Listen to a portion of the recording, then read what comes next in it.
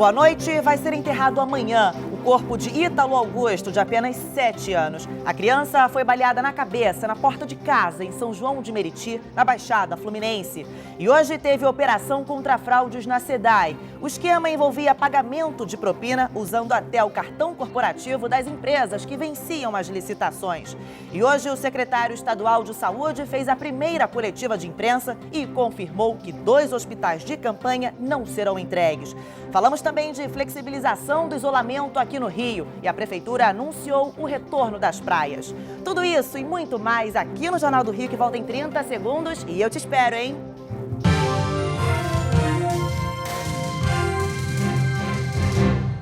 Um menino de 7 anos morreu depois de ser atingido por uma bala perdida em São João de Meriti, na Baixada Fluminense. A polícia investiga se o autor do disparo foi morto por traficantes da região.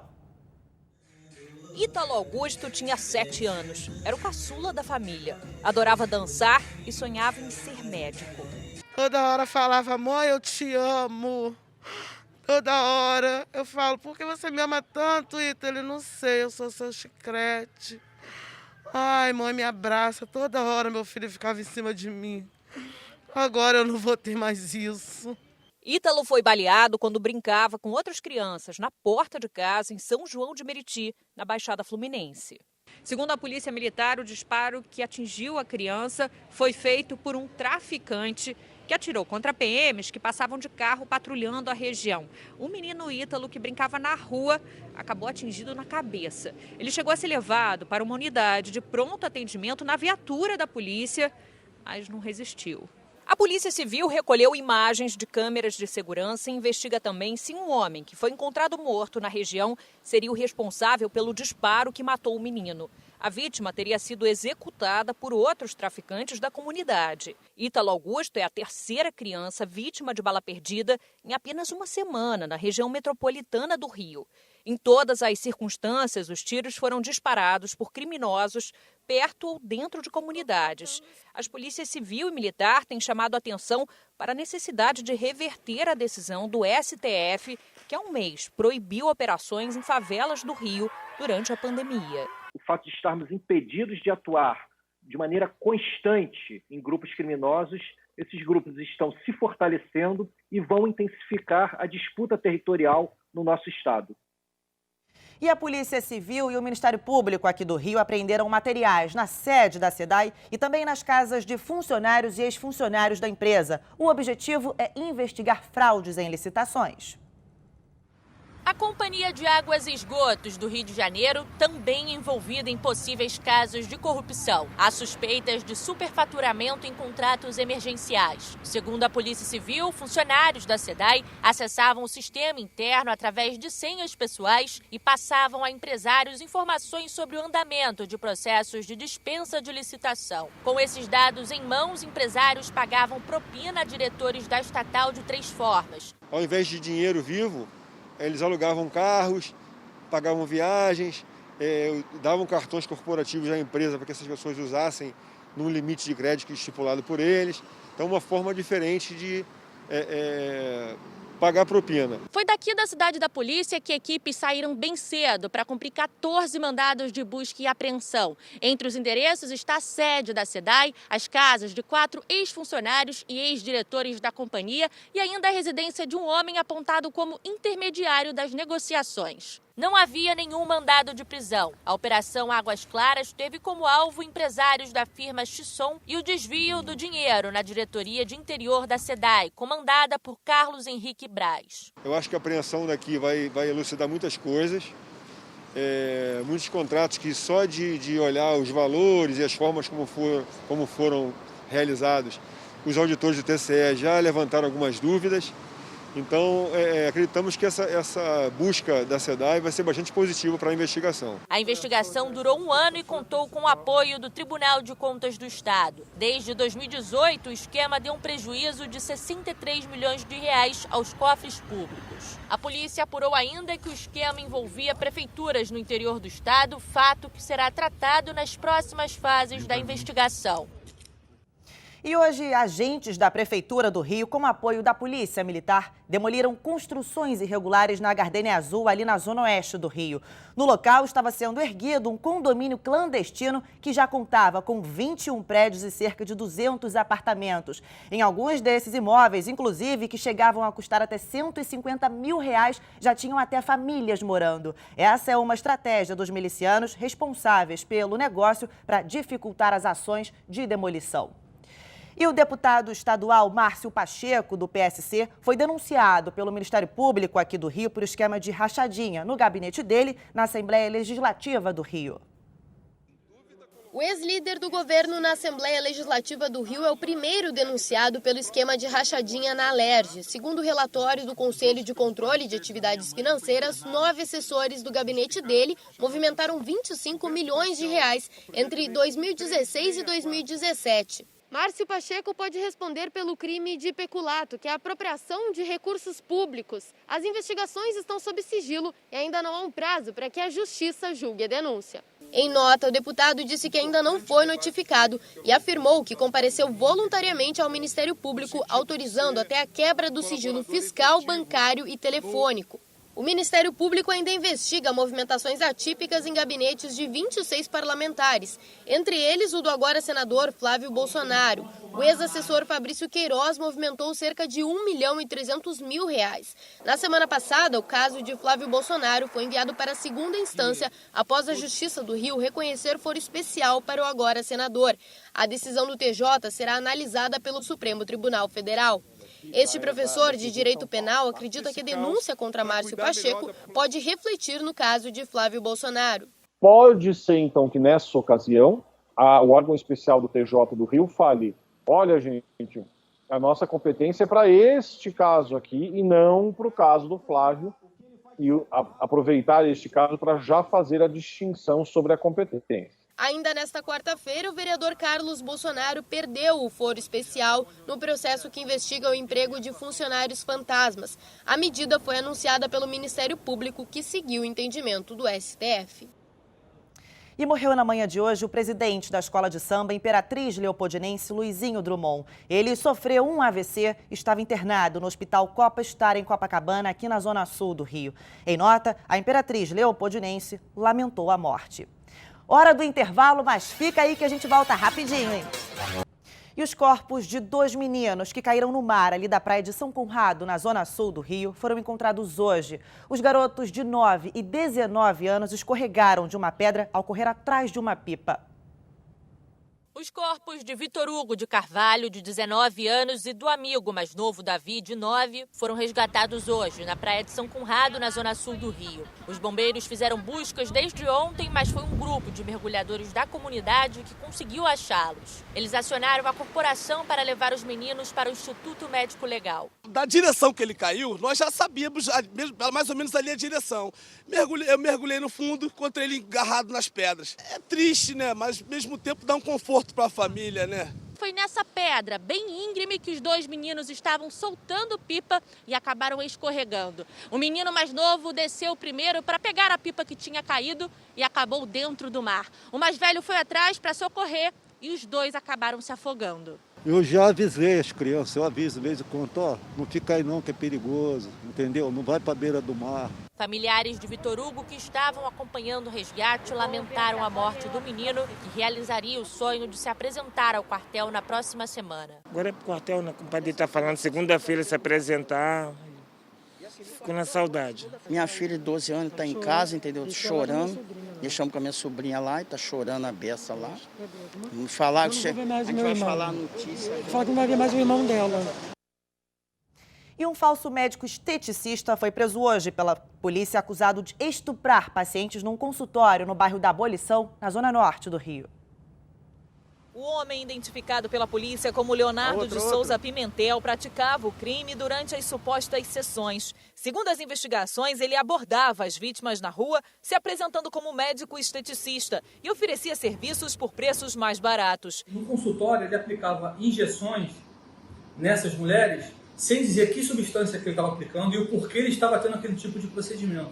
As mulheres ficaram entorpecidas, ficava de uma forma que elas percebiam o que estava acontecendo, mas não tinham poder de reação. 3 vítimas procuraram a delegacia para fazer a denúncia e a polícia investiga se outras pacientes também sofreram abusos. Ainda de acordo com a investigação, Leonardo não é médico e não tem autorização para realizar procedimentos estéticos. Ele foi preso enquanto começava um atendimento no consultório e vai responder por estupro de vulnerável, exercício ilegal da medicina e crimes contra a saúde pública.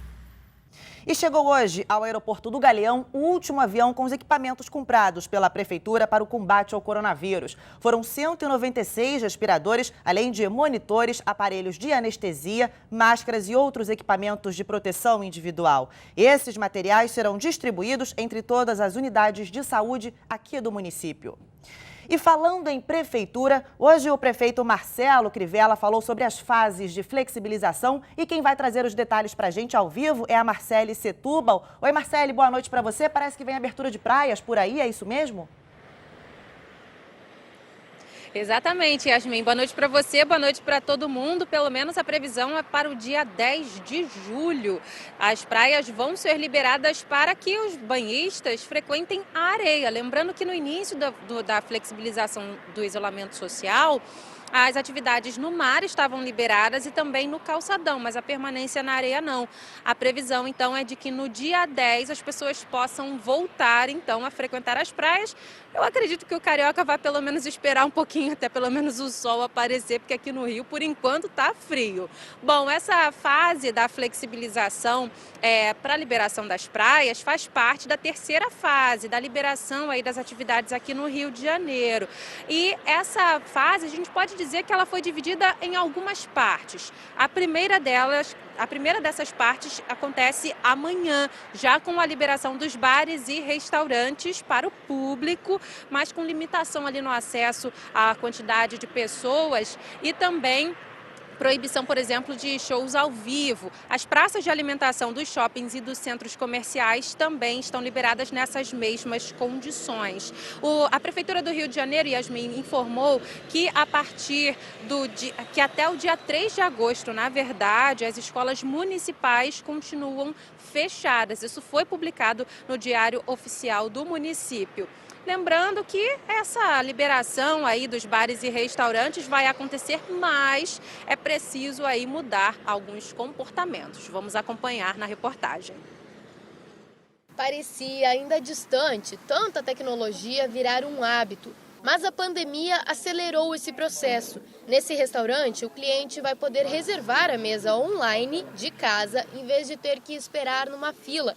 E quando chegar, as mesas vão estar assim, completamente vazias. A plaquinha verde indica que o cliente pode se sentar. E o cardápio vai ser acessado por meio de um QR Code, que com o próprio celular do cliente vai levar ao menu digital.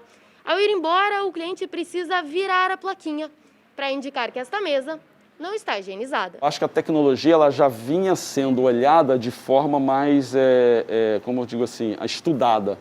Mas com a questão da pandemia, ela acelerou essa implantação e eu acho que ela vem para não sair mais. Essa empresa de tecnologia que o diga. Esse mês a demanda foi 4 vezes a demanda que a gente teve em fevereiro, por exemplo, né? Antes de começar a quarentena. Né? Além dos restaurantes, as academias também estão se preparando para a reabertura. Quando o cliente entra na academia, ele tem álcool gel, a temperatura dele é aferida, ele tem a distância de 2 metros garantido entre um cliente e o outro, com marcação nos equipamentos. Então, esses detalhes todos é o que a gente tem procurado fazer para que esse cliente volte para casa, tenha vontade de voltar por se sentir seguro. Já tem gente ansiosa para a volta. Não vejo a hora de voltar amanhã, porque essa aqui é a minha segunda casa.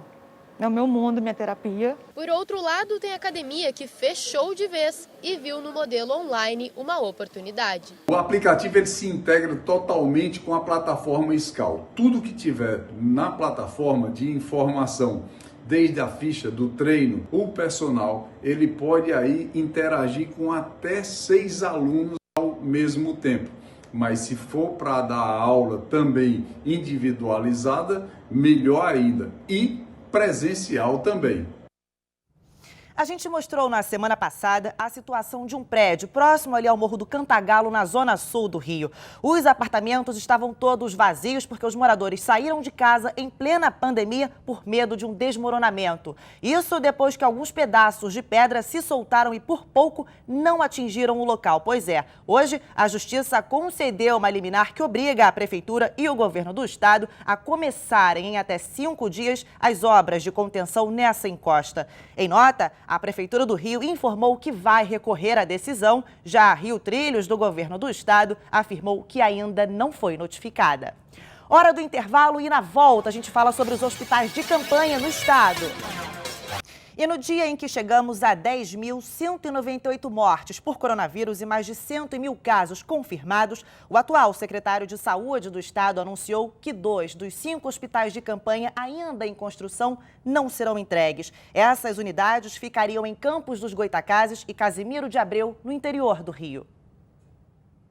O anúncio foi dado hoje na primeira coletiva de imprensa do novo secretário de Saúde, Alex Busquet, à frente da pasta há 9 dias. Segundo ele, a ideia é negociar leitos com hospitais particulares dessas 2 regiões para atender aos pacientes infectados. Hoje nós temos leitos disponíveis nos hospitais particulares e nós não tínhamos no início da pandemia. Hoje nós temos a possibilidade de pactuar leitos para essas regiões que nós estamos optando hoje pelo não prosseguimento da montagem dos hospitais de campanha. Apenas os hospitais de Nova Iguaçu e Duque de Caxias, na Baixada Fluminense, e de Nova Friburgo, na região serrana do Rio, que já estão em fase final de montagem, serão concluídos. Mas isso não significa que as unidades já poderão ser utilizadas. O governo do estado vai disponibilizar, num primeiro momento, 20 leitos de UTI em cada uma delas, que só serão usados caso haja necessidade numa segunda onda de contaminação. O secretário afirmou ainda que reuniões estão sendo feitas com representantes das organizações sociais para discutir os contratos que estão sendo analisados. Ele avalia também a situação de funcionários dessas OSs que enfrentam atraso nos salários e falta de insumos para trabalhar. Nós também vamos buscar, com respaldo jurídico, que se pague a parcela referente ao gasto de material médico hospitalar. Então, a nossa ideia é que não faltem insumos e a nossa ideia é que os colaboradores recebam seu salário em dia.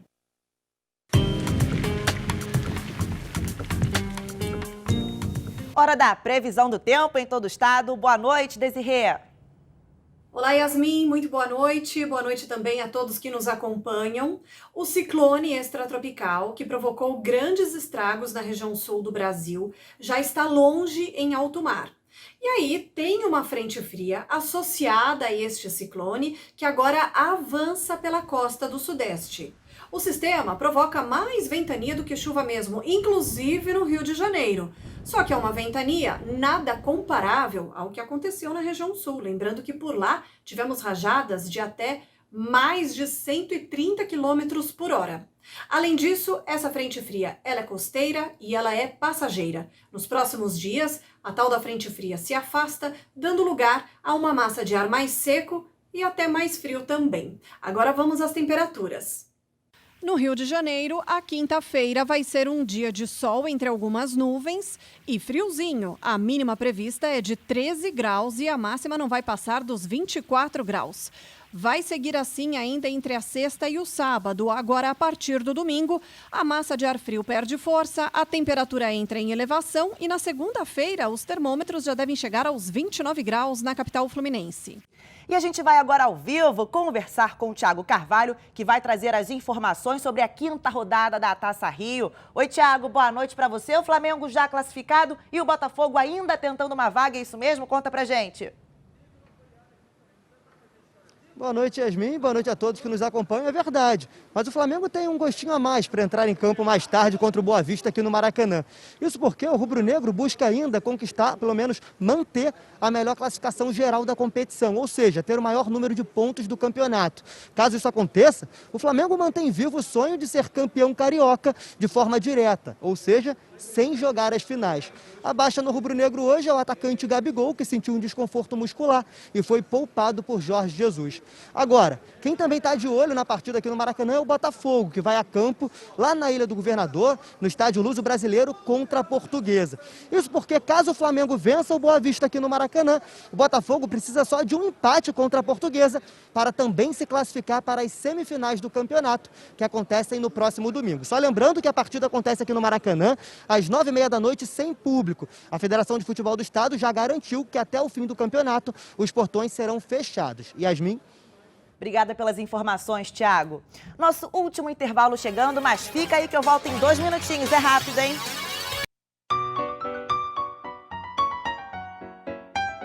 Vinhetinha no ar, chegou a hora do Pensando em Cinema e hoje Mário Abad fala sobre o filme A Química do Amor, mas claro, para você curtir aí do seu sofá de casa, hein? Olá, amigo cinéfilo, tudo bem? A dica de hoje para você curtir do seu sofá é A Química do Amor, um filme com momentos bem divertidos e que vai te fazer pensar. Na história, uma cientista resolve estudar as diferenças de como funciona o cérebro de mulheres e homens. Ela seleciona casais em diferentes estágios do relacionamento amoroso e examina o poder da química cerebral de cada um deles. Ela só não esperava que suas descobertas acabassem sugerindo como ela deve viver as dela.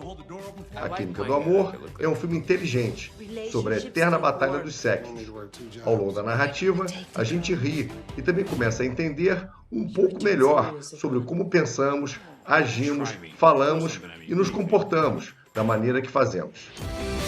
Knowing your brain makes life so much easier.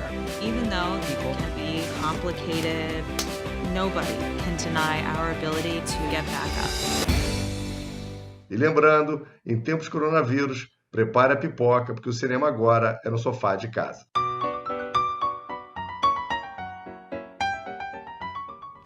O Jornal do Rio termina aqui. Muito obrigada pela companhia. E você fica agora com as principais notícias do país e do mundo no Jornal da Band. E a gente volta a se encontrar amanhã às 6:50 da noite. Eu tô te esperando, hein? Até lá!